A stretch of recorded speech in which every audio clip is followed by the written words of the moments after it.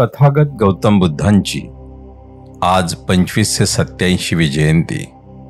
सबंध विश्वात आज बुद्ध पौर्णिमा साजरी केली जात आहे.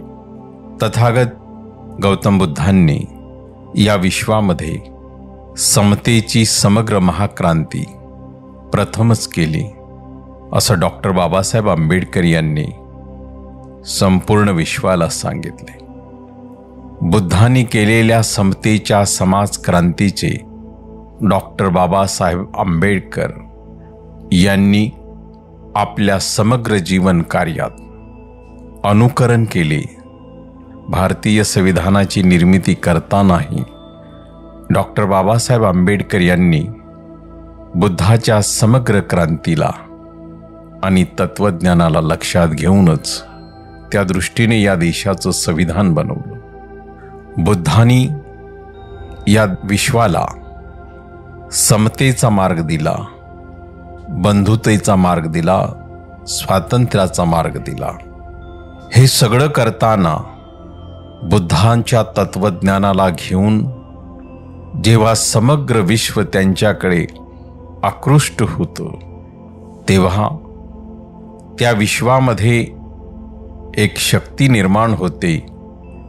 ती म्हणजे मानवतेची, बंधुतेची, करुणेची.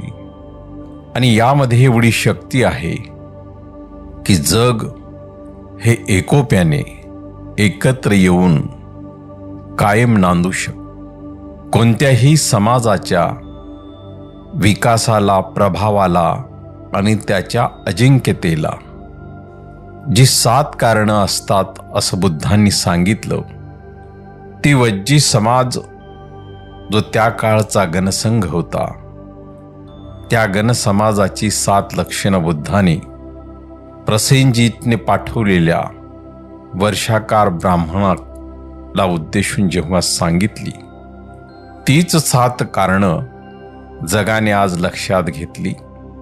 तर या जगामध्ये विषमता, हिंसा, युद्ध, भुकमरी, अनाचार अशा सगळ्याच गोष्टी हद्दपार होतील.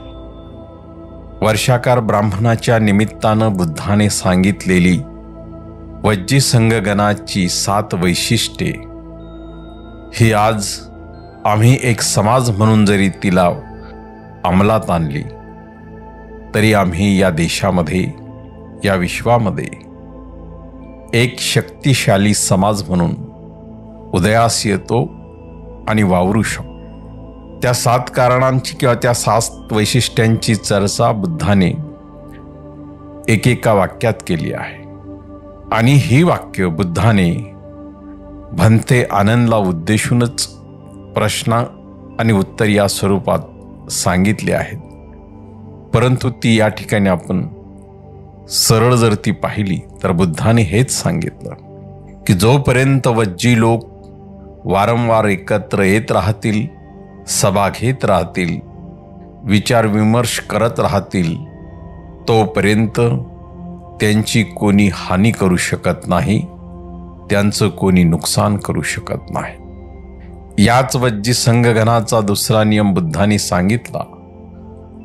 जोपर्यंत वज्जी लोक एकत्र येतील, एकत्र बसतील, एकत्र उठतील आणि एकत्र जातील, तोपर्यंत त्यांची कोणी हानी करू शकणार नाही. तिसरं जे स्पष्टीकरण बुद्ध सांगतात त्यामध्ये चर्चेमध्ये जो कोणता निर्णय घेतलेला आहे त्या निर्णयाची एक दिलानं, एकमतानं अंमलबजावणी करतील, आपल्या निर्णयावर ठाम राहतील, आपल्या ध्येयपूर्तीवर ठाम राहतील, तोपर्यंत वज्जी संघगणाचा कुणीही पराभव करू शकत नाही. त्यात बुद्ध सांगतात 4था नियम, वज्जी संघगणाचं वैशिष्ट्य. जोपर्यंत वज्जी लोक वृद्ध लोकांची सेवा करतील, त्यांचं पालनपोषण करतील, त्यांना आपल्या समान समजतील, त्यांचा सल्ला मसलत घेतील, मार्गदर्शन घेतील, तोपर्यंत वज्जी लोकांचा पराभव होऊ शकत नाही.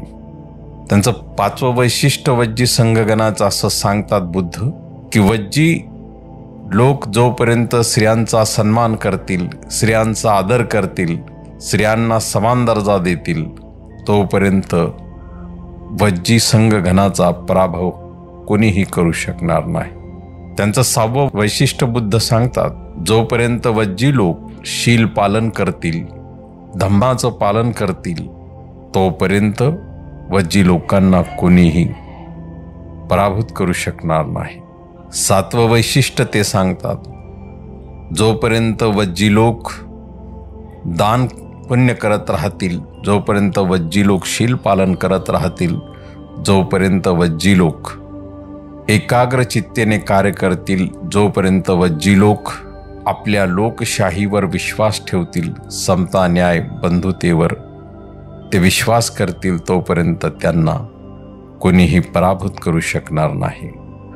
तथागत गौतम बुद्धांच्या 25 ते 87व्या जयंतीनिमित्तानं वज्जी संघगणाच्या बुद्धांनी सांगितलेल्या या वैशिष्ट्याला घेऊन आजच्या समाजाने जर वाटचाल सुरू केली तर हा समाज आगामी काळात या देशाचा सत्ताधारी समाज बनल्याशिवाय राहणार नाही.